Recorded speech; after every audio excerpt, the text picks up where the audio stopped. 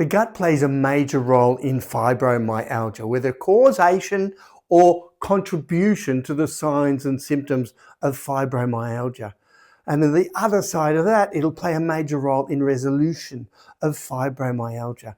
Now, there are lots of studies on that, more coming out, but it's very clear when you look at the role of the gut in general around the body, and I've got many videos on gut health, how to fix the gut and so on. And all of these emphasize how it's linked with all of these various conditions. But when it comes to fibromyalgia, all you've got to do is look at, first of all, the gut-brain connection, the gut nervous system connection, and how the gut, and we've known this for 40 years now, how the gut can have an impact on the neurotransmitters, on the hormones, on all of these factors, on the vagus nerve stimulation, which can impact the brain, and as a result of it, things like mood, sleep, and psychiatric symptoms, which go hand in hand with fibromyalgia. So you can see that the gut-brain connection there can be linked with fibromyalgia. This is the theoretical side coming here. Then you've got the gut hormone endocrine link. And we know that both fibromyalgia can have a link with hormones, and we know the gut can play a major role with hormones as well. And so taking one step back, you say, oh, okay, I can see how the gut is linked with fibromyalgia. There's a lot of evidence on the gut pain connection, gut arthritis, osteoarthritis, all forms of pain have virtually been shown to be able to be reduced by working and improving the gut in both animal models and in human trials. So the evidence is there. Fix the gut to reduce the pain. Then we've got the immune system. And I'm just summarizing this really briefly. I've got lots of, as I said, lots of videos on gut health that you can go into and see some of the things that they did in the studies to, for example, reduce pain. But we go to the immune system. We know that the immune system, it's been said multiple times over that 80% of your immune system is located around your gut. And from an evolutionary perspective, it was there to protect us from any toxins or any bacterial infections or microorganism infection coming through the gut, and plays a major role. Now, unfortunately, the gut, because of the dysbiosis, the dysfunction of the gut microbiome, they're the trillions of microorganisms in our gut, because of the dysfunction in those, it leads to increase in inflammation. And while inflammation is necessary for the short term for reducing or helping heal injuries and so on, what we now have is chronic low-level inflammation, and a lot of it coming from the gut. And in particular, there's one well-studied molecule called LPS, lipopolysaccharides. And these lipopolysaccharides are one of the byproducts of the nasty gut microbiomes, not really nasty, but the ones that are out of balance, and they're producing this LPS. It goes to the body and causes lots of the issues around the body, lots of pain, lots of problems with the gut-brain connection, and a whole raft of things. And we know that the immune system inflammation can contribute to that, and we know that that's linked with fibromyalgia, as is neuroinflammation, inflammation of literally of the brain, of the neurons, of the glial cells, all of those cells in the brain. And the LPS, for example, as well as lots of other molecules, produce inflammatory molecules produced in the body as a result of LPS, can get into the brain and cause this inflammation. And so we know there's a direct link with neuroinflammation, which is why, by the way, we know there's a strong link between gut and Alzheimer's, and gut and MS, gut and Parkinson's, and gut and all those other conditions. Then, of course, another contributing factor to fibromyalgia is the oxidation and the production of free radicals, which is linked to all of these things. And this is the trigger that often sets off inflammatory responses and or pain-like symptoms. And then finally, can't get away from this. In fibromyalgia, the mitochondria is energy. It's the energy producer, but also sends little messages around. And all the research on mitochondria over the last 20 years has blown everything out of the water in terms of cancer and Alzheimer's, Parkinson's disease. All these are linked back to the mitochondria, as is fibromyalgia. But I highlight that in the first video, part 1. And the mitochondria is literally provides you with energy. So one of the symptoms of fibromyalgia, low energy. Well, guess what is at the fundamental basis of all that? low energy in the mitochondria. So how do you improve mitochondrial function? And one of those ways is by working on the gut. There are lots of really nice supplements now that can do it. For example, vitamin C helps with it. I should tell you some really simple molecules that can help with it. But energy and energy control by the mitochondria is a stepping stone, and the gut plays a major role in that throughout the whole body. So here is the theory behind it. We actually know that it has such a big influence on the body gut that it can really play a major role in fixing it. Then we've got studies on fibromyalgia. And when you look at people with fibromyalgia, you find that they've got gut dysbiosis. That's it, it's out of balance. So you might have the right number, but you've got the wrong type of microorganisms in there. So the balance and abundance of the wrong type or the right type of microorganisms. For example, you would know that some of the good bacteria in our body, like Akkermansia, Mycophilia, Lactobacillus, Bifidobacter, all of those ones, we try and promote because they encourage the other good ones, which is why supplements work.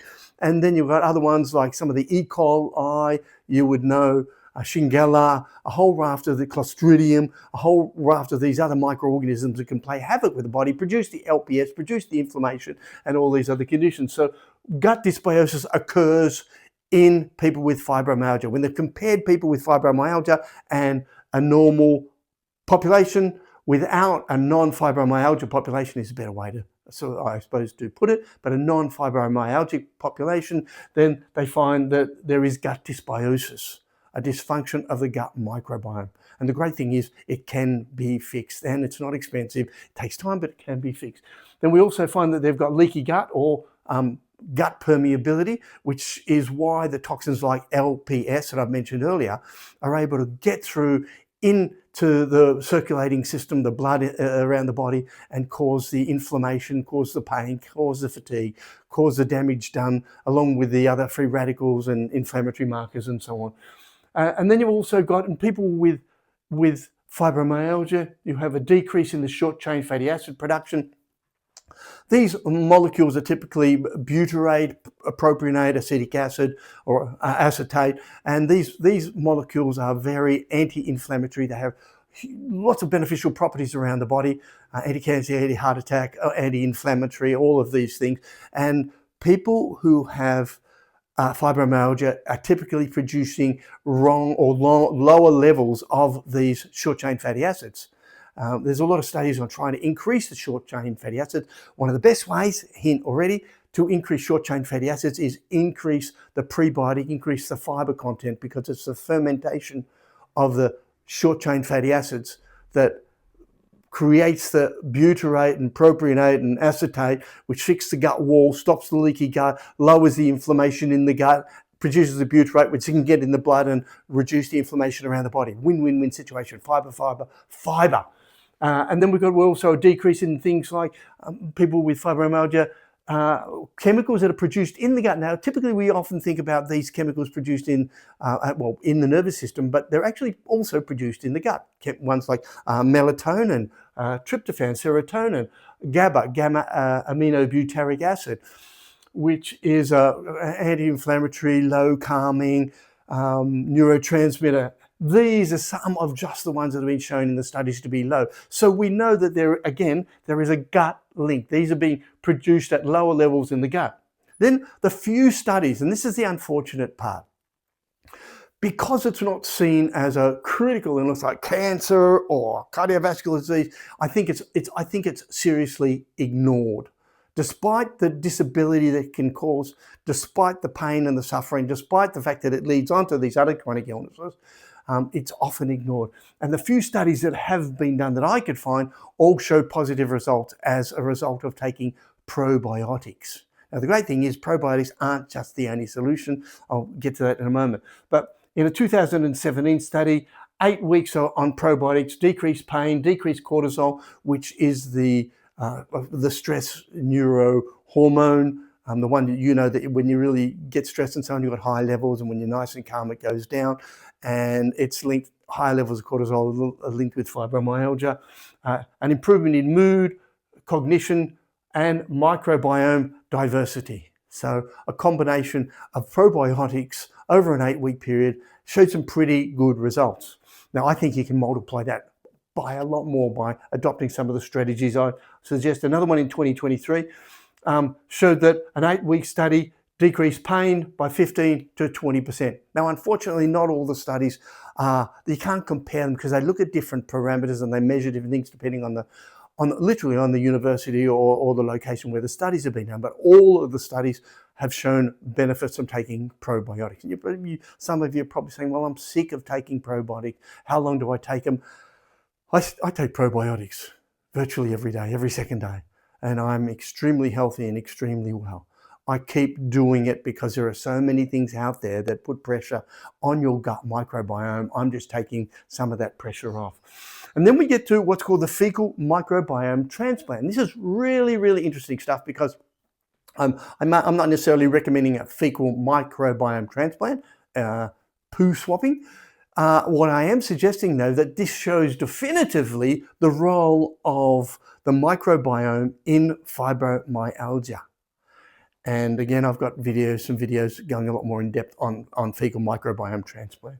But what we find out with humans with fibromyalgia, they take their feces, they give them to non-fibromyalgic mice that are considered normal, without any pain, without any suffering, and it increases the fibromyalgia symptoms and pain.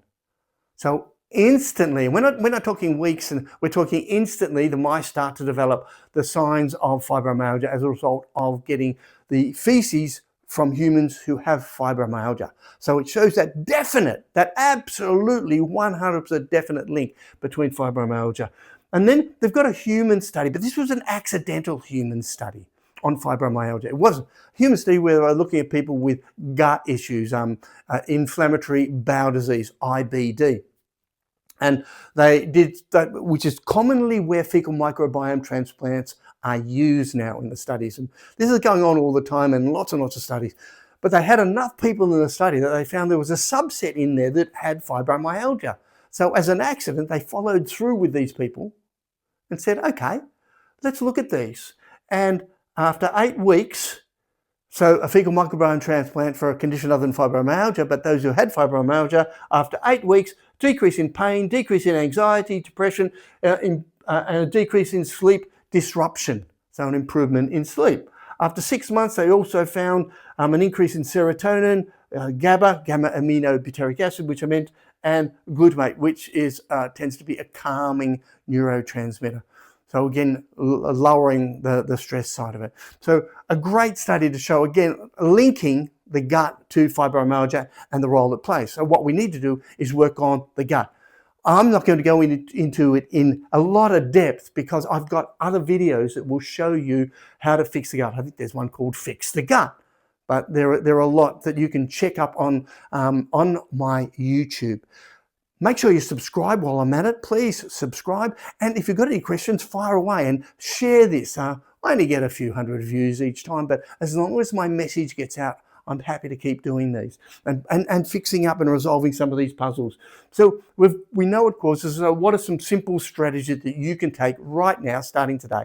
And my first one is fiber, prebiotics.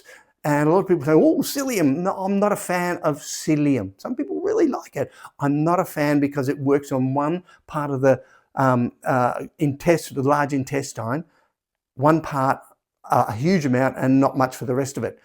My favorite is microbiome. It used to be called K-Fiber, and I have to declare an interest. I own about 0.1% of the company. So it's absolutely relevant, and I'm involved with it because of its effectiveness. It works throughout the whole large intestine, which is where all of the issues come from. They don't just come from the start, they come from all through. It's totally digestible. When you can mix it in with anything, which is great. I mix it in with the grandkids' smoothies. I've put it in coffee. I've hit it in everything because it is so mixable, so easy to mix in. So absolutely microbiome. If you're in Australia, it's going around the world, but check it out. But also a combination of all the foods, and I like a mix of I've literally today ground up some linseed, some almonds, some pepitas, they're pumpkin seeds, sunflower seeds, and a raft of other seeds, and throw on it and put them all together. And I use them as well because they're a great combination. It's not one type of fiber like psyllium, it's a combination of them, as well as using microbiome. Then we've got fermented foods, lots of fermented foods, lots of literature on the benefits of it. And it should be a daily routine having some fermented foods. Smoothies are a win-win. You can get lots of nutrients, lots of fiber, lots of good tasting smoothies as well. I have a blood pressure smoothie on my videos if you've got high blood pressure. Ones that can provide you with energy. You can throw lots of things in there so you can really get a good taste. And here I'm not talking about adding sweet things. I'm talking adding the really nutrient-dense, fiber-dense foods. Juices and fiber, if you have a juice, and we have a pretty well a carrot juice most days. That's why my skin's orange. And the carrot juice, we throw a few other veggies in there. And we've got it on, we make it at home, and we've got it on the high fiber setting. So a lot of the fiber comes through. Trust me, you can tell them. We make our own. But if you don't get one, go to your shops, get an orange juice, a good quality orange juice, not an orange fruit juice drink, an orange juice, add a little bit of the K fiber, a couple of spoons of that, you mix it in and you've got all the fiber requirements. Nuts, seeds, herbs and spices are win-win situations. They all have so many gut healing benefits. Now, I've given you a snapshot of what you can do to fix the gut, but some of the you're probably thinking, well, what else can I do? There are so many things that fix the gut, and this is where looking at fibromyalgia from the big perspective comes in. And by the big perspective, I mean the not just the diet, but the lifestyle, the attitude, all of these things to do with fibromyalgia. And they play a role on the gut as well. For example, while we know that exercise is beneficial for fibromyalgia and it's exhausting and tiring and painful and hard, we also know that the exercise improves gut function. It improves the diversity and balance of the gut microbiome. So things like that, getting some exercise, getting some movement. And I'm a big fan of exercise. So the more you can do, the better. I know, even through a bit of pain and suffering. Infrared is fantastic for the gut microbiome and also for fibromyalgia. There's research on warm baths and saunas on fibromyalgia. And of course, saunas and infrared and warm baths also improve gut function. See how it's a win-win situation. Now, all of these contribute to sleep, and sleep improves the gut, and improved gut improves sleep. That's why the gut is so central and focal to this. And finally, simple strategies like deep breathing, finding the calm, finding the peace, finding the beauty in every single day, despite the circumstances around you. And when you put all this together, you've got a program. Now, there are some great supplements that you can use that have been shown. If you want to know more of those, just put underneath, yes, please, supplements or something like that. And when I get enough, I'll put it together in a package to show you the supplements that seem to be working with fibromyalgia, along with the gut, along with the nutrients in part 2, and along with understanding fibromyalgia, which is part 1. Make sure you subscribe and share it with your friends.